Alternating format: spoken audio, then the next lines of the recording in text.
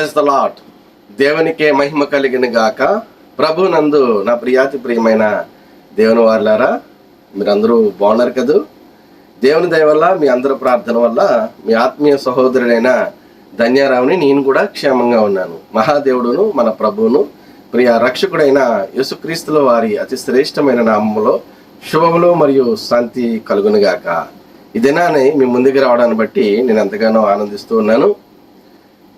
మన క్రైస్తవ సమాజంలో ఒక విషయం మీద ఎప్పటి నుండో ఒక తర్కం జరుగుతూ ఉంది.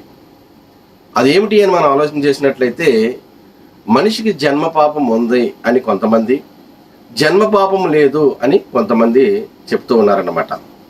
అయితే నేను ఇటీవల కాలంలో ఒక వీడియో చూశాను. ఆ వీడియో 2018లో సహోదరులు విజయప్రసాద్ గారు, అలాగే సోదరులు కిరణ్ పాల్ గారు, వీరు 2018లో జన్మపాపం ఉందా అనే దాని మీద చక్కని ప్రేమపూర్వకమైన వాతావరణంలో చాలా చక్కగా ఆ డిబేట్ జరిగింది. సుమారుగా 6 గంటలు ఉంటుంది ఆ డిబేట్. నేను మొత్తం అంతా కూడా చూశానండి. అయితే ఆ యొక్క డిబేట్లో సోదరులు విజయప్రసాద్ గారు, దయతో గమనించాలి, రెడ్డి అని నేను సంబోధించట్లేదండి, అది కులం కనుక దాంతో మనకు పని లేదు, పేరైతే మనకు సరిపోతుంది.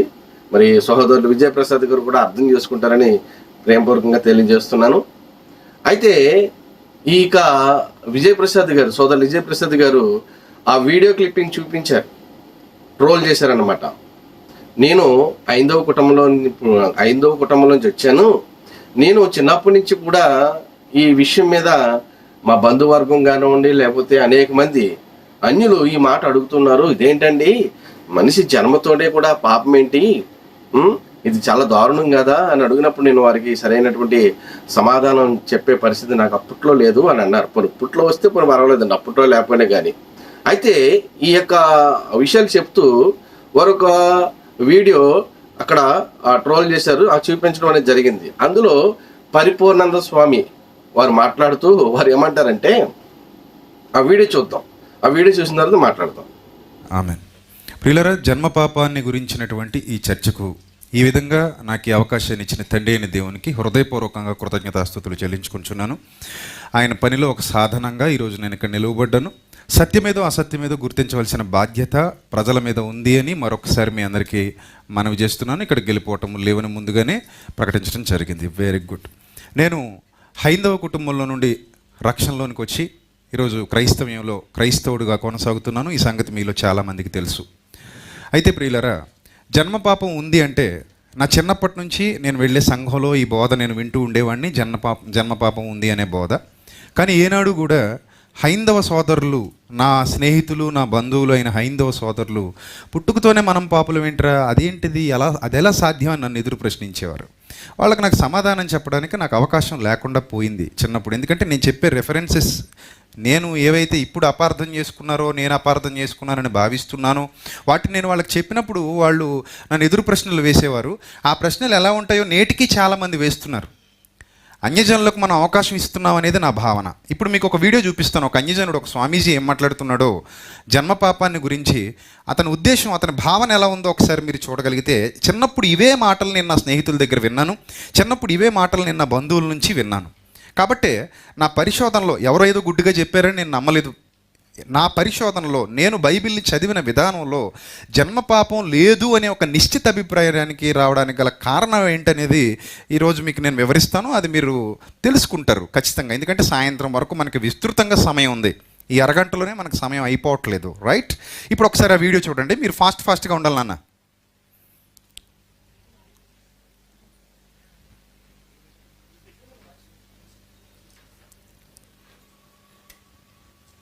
చూడండి, పరిపూర్ణానంద స్వామి అనే ఆయన ఈ జన్మపాపం గురించి ఏం మాట్లాడో ఒకసారి వినండి. దేవుడిగా పుట్టడమే గొప్ప వరం నీకు అని చెప్పింది హిందూ ధర్మం. కానీ ఒక మతం అంటుంది నువ్వు మనిషిగా పుట్టావంటే నువ్వు పాపివి అంటుంది. నేను ఒక ప్రశ్న వేస్తాను, అసలు ఆ దేవుడికైనా బుద్ధి ఉండాలి, ఆ మతానికైనా సిగ్గుండాలి. నేను అడిగాను, నన్ను పుట్టించమని ఈ భూమి మీద, ఎందుకు ఆ దేవుడు నన్ను పుట్టించాడు? తీరా నేను పుట్టిన తర్వాత, ఆయన పుట్టిన తర్వాత నన్ను ఆ మతం వచ్చి నువ్వు పాపివి, నువ్వు పుట్టావు పాపివి అంటుంది. ఎవడడిగాడు నన్ను పుట్టించమని? నేను ప్రశ్నిస్తున్నా. వీడియో చూశారు కదండి. వారు ఏమంటున్నారంటే, నా హైందవ ధర్మము నువ్వు మనిషిగా పుట్టడమే గొప్పది, గొప్ప విషయం, గొప్ప భాగ్యం అని చెప్తుంది. కానీ వేరే ఒక ధర్మం చెప్తుంది, ఒక మతం చెప్తుంది నువ్వు నీ పుట్టికే పాప అని చెప్తుంది. నేను ప్రశ్నిస్తున్నాను, ఆ దేవుడికైనా బుద్ధి ఉండాలి, లేదా ఆ మతానికైనా సిగ్గుండాలి అని వారు ఒక మాట ఉచ్చరించడం చూస్తున్నాను. నిజానికి నాకు ఈ పరిపూర్ణానంద స్వామి గారు అంటే చాలా గౌరవం, ఆయన అంటే నాకు చాలా ఇష్టం కూడా. ఎందుకంటే వారికి ఎన్నో మనకు తెలియని విషయాలు వారు చెప్తూ ఉంటారు. కానీ వేరే గ్రంథం జోలికి వెళ్ళేటప్పుడు ప్రతి ఒక్కరు కూడా జాగ్రత్తగా ఉండాలండి. ఎందుకంటే వారిని కించపరిచేటట్లుగా మాట్లాడకూడదు. కానీ స్వామివారు ఈ మాట మాట్లాడినప్పుడు వారు కించపరిచినంత దానికంటే కూడా వారి గ్రంథాల గురించి వారికి అవగాహన లేనట్టుగా నాకు అనిపించిందండి. ఎంచేతనంటే భగవద్గీత చెప్తుంది, కృష్ణుడు అర్జునుడితో చెప్తాడు, అర్జున, నాకు అనేక జన్మలు ఉన్నాయి, నీకు అనేక జన్మలు ఉన్నాయి, కానీ నాకున్న జన్మలన్నీ కూడా నాకు గుర్తున్నాయి, నీకున్న జన్మలు నీకు గుర్తులేవు అని చెప్తూ ఉంటాడు. అంతేకాకుండా వారు పుట్టిగా అంటే మరణించిన తర్వాత పుడతారు, పుట్టిన తర్వాత మరణిస్తారు అంటే అనేటువంటి మాటలు అందులో కూడా మనకు కనిపిస్తూ ఉంటాయి. కనుక ఈ శరీరాన్ని విడిచిపెట్టి మరో కొత్త శరీరాన్ని ధరిస్తారు అంటే కొత్తగా మళ్ళీ పుడతారని చెప్తుంది. అయితే ఎందుకు పుడతారు అని అంటే, మరి వారికి ఉన్నటువంటి ధార్మిక గ్రంథాలను బట్టి చూసినా లేదా భగవద్గీతను బట్టి చూసినా ఎందుకు పుడతారంటే, మనిషికి కర్మ అనేది ఉంటేనే పుడతాడు, కర్మ లేకపోతే పుట్టడంటండి. మీకు అర్థమవుతుందండి?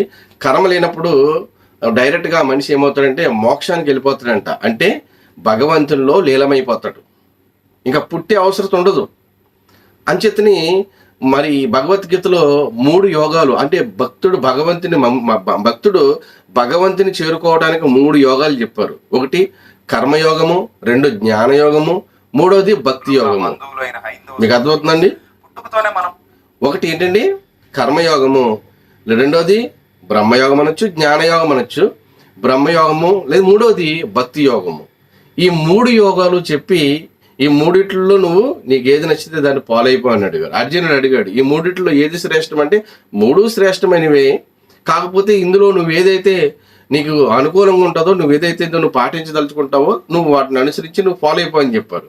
ఇందులో మీకు అర్థమవడానికి చెప్తున్నాను. కర్మయోగం అంటే ఏమిటి అని అంటే, అన్ని పనులు మనం చేసుకుంటేనే నేను ఏ పని చేయలేదు, ఇది అంతా కూడా భగవంతుడు నా చేత చేయించాడు అనుకునేది కర్మయోగము.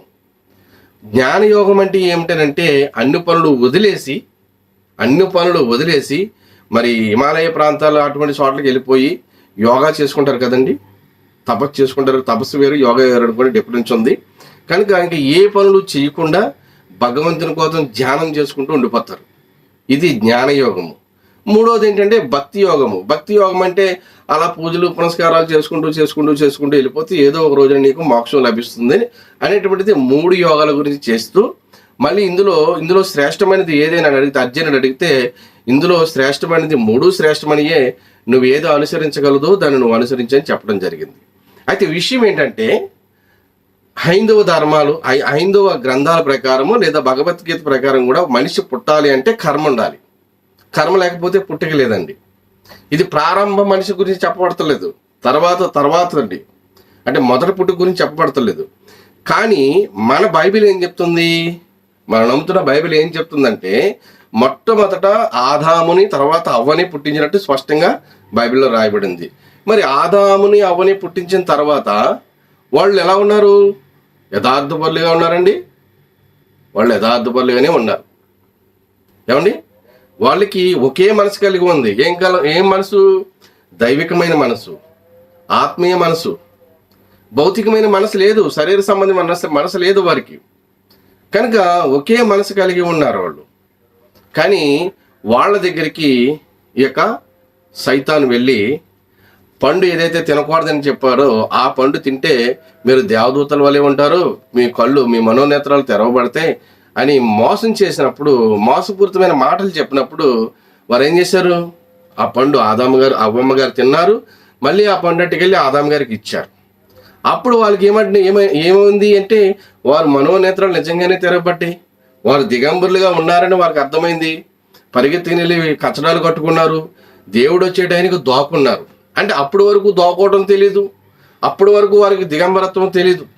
మరి ఈ పండు తినంగానే ఏమవుందంటే వారికి విచక్షణ జ్ఞానం, అంటే మంచి చెడు బాగా గమనించండి, మంచి చెడు తెలుసుకునేటువంటి జ్ఞానం వారికి వచ్చింది. అందుకని ఆదికాండంలో చెప్తాడు, ఆదాము మనలో ఒకడు వంటి వాడు ఆయను. ఎందుకు? మనకలాగే ఆదాము మంచి చెడు ఆలోచించే స్థితి కలిగి ఉన్నాడు అనేటువంటి మాట మాట్లాడుతూ, ఇప్పుడు మంచి చెడు తెలిసింది కనుక ఒకవేళ మళ్ళీ వెళ్ళి జీవవృక్ష ఫలం తీసుకుని తింటాడేమో, సంథింగ్ తింటే తినొచ్చు కదా. అప్పుడు ఎనివే ఏం చేసినంటే ఆజ్ఞను అతిక్రమించాడు కనుక మరి అవ్వమ్మ గారిని శపించి, అలాగే ఈ భూమిని శపించి, అలాగే మరి ఆదాము గారిని కూడా శపించి అక్కడ నుండి పంపించేయడం అనేది జరిగింది. ఓకేనండి, అక్కడ ఏదోని తోటలో నుంచి పంపించేయడం అనేది జరిగింది. మరి అప్పుడు వరకు దేవునితో సన్నిహితంగా ఉండేది. దేవుడు వచ్చేటప్పటికి మరి చల్లపూట వేళ దేవునితో వారు సంభాషిస్తూ ఉండేవారు, దేవునితో మాట్లాడుతూ ఉండేవారు. మరి ఎప్పుడైతే మరి సాతాను వాడి విత్తనాలు జల్లాడో, అంటే గురుగులు గోధుమలు యేసుక్రీస్తు వారు చెప్పారు కదా, గురుగులు గోధుమలు అంటే దేవుడు గురుగులు ఎత్తితే సాతాను ఏమిప్పుడు, దేవుడు గోధుమలు ఎత్తితే సాతాను ఏమిప్పుడు, గురుగులు ఇస్తాడు. గురుగులు గోధుమలు ఉన్నాయి, వాటిని పీకేయమా పెరికేయమంటే వద్దొద్దు, వీటిని పెరగమే వాటిని పెరికేస్తారు.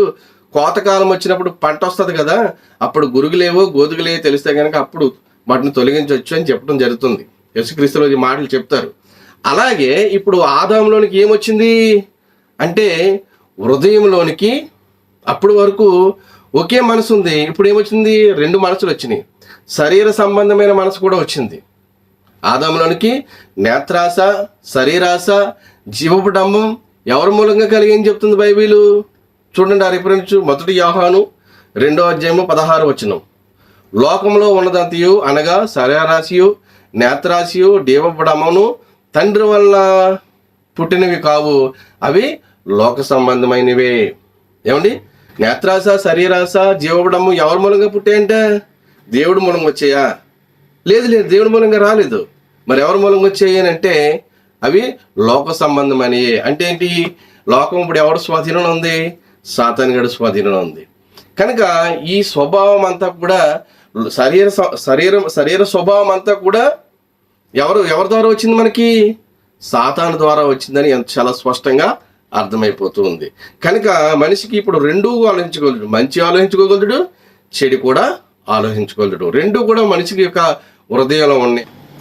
యిర్మీయా 17వ అధ్యాయము 9-10 వచనాలు. హృదయం అన్నిటికంటే మోసకరమైనది, అతి ఘోరమైన వ్యాధి కలది, దాన్ని గ్రహింపగలవాడు ఎవడు? ఒకని ప్రవర్తన బట్టి వాని క్రియల ఫలము చెప్పున ప్రతీకారము చేయుటకై యెహోవాను నేనే హృదయమును పరిశోధించేవాడును, అంతరేంద్రములను పరీక్షించేవాడును. చూడండి ప్రియమైన దేవుని వారులారా, హృదయం అన్నిటికంటే మోసకరమైంది, అతి ఘోరమైన వ్యాధి కలిగింది. ఇప్పుడు హృదయం ఎప్పుడు చెడిపోయింది అని అంటే ఆది దంపతులైనటువంటి అవ్వమ్మ గారు, ఆదాము గారు అప్పుడే హృదయం చెడిపోయింది. హృదయం చెడిపోయింది కనుకనే ఆ చెడిపోయిన హృదయమే మన మానవ జాతికి వచ్చింది. మీకు అర్థమవుతుందా? ఆ చెడిపోయిన హృదయమే మానవ జాతికి వచ్చింది కనుక ఆదాము అవ్వలకి పుట్టినటువంటి మొట్టమొదటి పిల్లలు కయ్యేను, ఏబేలు. మరి కయ్యేను ఏబేలుని నరహత్య చేశాడు. ఎవరిని చూసి నేర్చుకున్నాడు? ఇలా నరహత్య చేయాలని ఎవరిని చూసి నేర్చుకున్నాడు? ఎవరిని చూసి ఆయన నేర్చుకోలేదండి. స్వాభావికంగా అతనిలో పుట్టింది, ఆలోచన పుట్టింది, చంపేయాలని ఆలోచన పుట్టింది, క్రూరత్వం అనేది వచ్చింది. కనుక క్రూరత్వం అనేది వచ్చింది కనుకనే తమ్ముడైనటువంటి ఏబేల్ని చంపేయడం అనేది మనం చూస్తున్నాం. మొదటి హత్య. ఈ హత్య ఎవరు చేయించారు? సాతానుగాడే చేయించాడని మాటలు చెప్పాలంటే. అంటే మనిషిలో చెడు గుణాలు, మంచి గుణాలు ఉన్నాయి. 6 మంచి గుణాలు, 6 చెడు గుణాలు ఉంటాయి. అలాగే ఈ మంచి గుణాలు దేవుడి అయితే చెడు గుణాలు కూడా సాతానుగాడు విత్తనాలు నాటాడండి. కనుకనే మనిషికి జన్మ పాపం ఉందా అని అంటే ఉంది. ఎందుకు ఉందంటే ఆదాము చేసిన అతిక్రమమును పోలి పాపం చెయ్యని వారి మీద కూడా మరణం వచ్చింది. ఆదాము చేసింది అతిక్రమం ఒకటే, ఆ అతిక్రమను పోలి పాపం చెయ్యని వారి మీద కూడా మరణం వెళ్ళింది. ఎప్పటి వరకు? మోషే వరకు. మళ్ళీ మోషే కానించి ధర్మశాస్త్రం వచ్చింది. మోషే నుంచి ధర్మశాస్త్రం నుంచి మళ్ళీ ధర్మశాస్త్రం మీరితే దానికి ధర్మశాస్త్ర సంబంధమైన తీర్పు ఉంటుంది. ధర్మశాస్త్రం లేనప్పుడు ధర్మశాస్త్ర సంబంధమైన తీర్పు, ధర్మశాస్త్రం లేనటువంటి తీర్పు ఉంటుంది. కనుక మనిషికి జన్మతః పాపి అని స్పష్టంగా అర్థమవుతుంది. జన్మతః పాపి ఎందుకయ్యాడంటే ఆది దంపతులైనటువంటి ఆదాము అవ్వగారు హృదయం చెడిపోయింది. ఆ చెడిపోయిన హృదయంతోనే పిల్లలు పుడుతున్నారు. కనుక క్రమేపీ పిల్లలు పెద్ద దిగిన తర్వాత వారికి ఆలోచన వస్తుంది, చెడు ఆలోచన వస్తుంది, మంచి ఆలోచన వస్తుంది. వారు ఏది చేయాలనుకుంటే అదే చేస్తున్నారు. కనుకనే ఏ మనిషి కూడా నీతిమంతుడు లేడు. మన నీతే మురుగుగుడ్డతో సమానమని దేవుని వాక్యం ఎంతో స్పష్టంగా చెప్తుంది. మన నీతి మన దృష్టికి నీతి అనిపిస్తుంది, దేవుని దృష్టికి నీతి కాదు. మన నీతి మురుగుగుడ్డతో సమానం. కనుకనే ఏ ఒక్కడు కూడా నేను పాపిని, నాలో పాపం లేదని ఏ ఒక్కడు కూడా చెప్పజాలడు, చెప్పడానికి సరిపాడు. కనుక జన్మ పాపం ఉన్నది, జన్మ పాపం లేదు అని అనటానికి ఏ రకంగా కూడా బైబిల్ అంగీకరించట్లేదు. చెప్తున్నారు సోదరులు ఏమన్నారంటే క్రియాపాపం అని చెప్తున్నారు. అసలు క్రియ కంటే ముందు యేసుక్రీస్తుల వారు చెప్తున్నారు. మత్తయి సువార్త 5వ అధ్యాయము 27-28 వ్యభిచారం చేయవద్దని చెప్పబడిన మాట మీరు విన్నారు కదా. నేను మీతో చెప్పేది ఏమనగా ఒక స్త్రీని మోహపు చూపుతో చూచు ప్రతివాడు అప్పుడే తన హృదయంలో ఆమెతో వ్యభిచారం చేసిన వాడగును. ఏమండి ఏం చెప్తుంది బైబిల్? వ్యభిచారం చేయవద్దని ధర్మశాస్త్రం చెప్పింది. మరి యేసుక్రీస్తులో ఏం చెప్తున్నారు? వ్యభిచారం చేయవద్దని చెప్పబడిన మాట మీరు విన్నారు కదా. ఒక స్త్రీని మోహపు చూపుతో చూస్తే, అంటే ఇక్కడ స్త్రీ అన్నాడు కనుక అది యాజ్ ఇట్ ఈజ్గా ఇదే మాట మరి స్త్రీలకు కూడా వర్తిస్తుంది. ఒక స్త్రీ పురుషుని మోహపు చూపుతో చూస్తే ఏమవుతుంది? తన హృదయంలో వ్యభిచారం జరిగిపోయిందండి. మరి సోదరులు విజయప్రసాద్ గారు ఏమన్నారు? క్రియల మూలంగా వచ్చే పాపము అది రెండో మరణానికి దారి తీస్తుంది అంటుంది.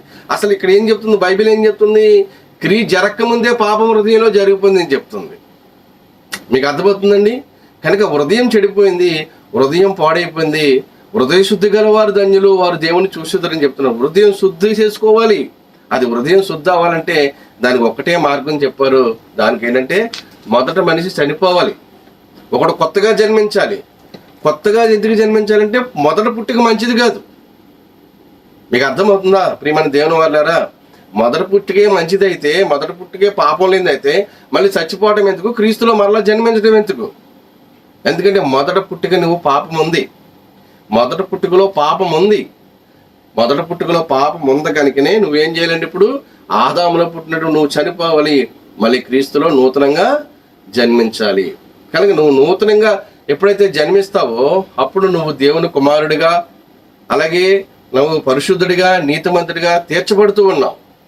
కనుక మరి వాక్యం వింటున్నటువంటి ప్రియమైన దేవుని వాళ్ళారా, ఆ పరిపూర్ణానంద స్వామి గారికి వారికి పరిపూర్ణత లేదు, వారి గ్రంథాల గురించే వారికి అవగాహన లేనట్టు అనిపిస్తూ ఉంది. కనుక ఈ విషయంలో మరి బైబిల్ స్పష్టంగా చెప్తుంది, ఆది మానవుల్ని దేవుడు యథార్థంగా పుట్టించాడు. ఈ మాట ఏమాత్రం కూడా తప్పు కాదు. దేవుడు నరులను యథార్థవంతులుగానే పుట్టించాడు. వారు అనేకమైన తంత్రములు కల్పించుకుని వారు ఏమైనా చెడిపోయారు. కనుక ఎవరి మాట వినాలి? దేవుని మాట వినవలసింది పోను వారు ఏం మాట విన్నారు? దెయ్యం మాట విన్నారు.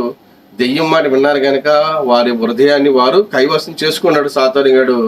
అక్కడి నుంచి వాడు ఏం చేస్తున్నాడంటే అధికారం చెలాయిస్తున్నాడు ఈ భూమి మీద. మన మీదే కాదండి, భూమి కూడా మరి దాస్యానికి లోనైపోయింది.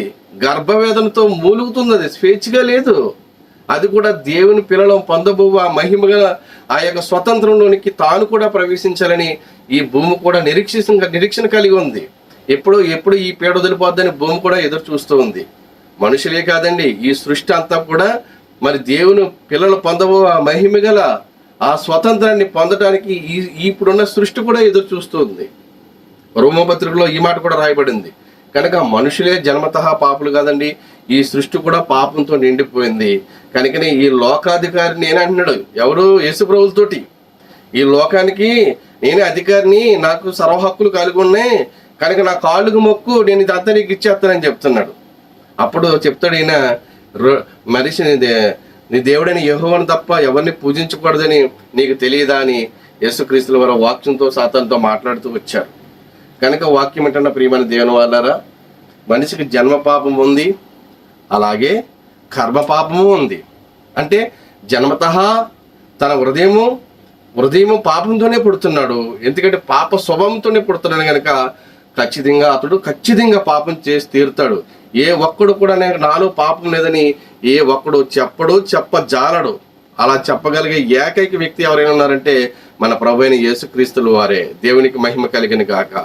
కనుక యేసుక్రీస్తును ఆదాములో పుట్టిన మనందరము చనిపోయి క్రీస్తులో జన్మించిన ప్రతి వారికి కూడా నూతన సృష్టి, నూతన స్వభావము ఉంటుందని దేవుని వాక్యం చెప్తూ ఉంది. కనుక మనందరం కూడా ఆ పరలోక రాజ్యంలో ప్రభుతో పాటు ఉండటానికి సిద్ధపడాలంటే ఈ విషయాలన్నీ కూడా మనం అంగీకరించాలి.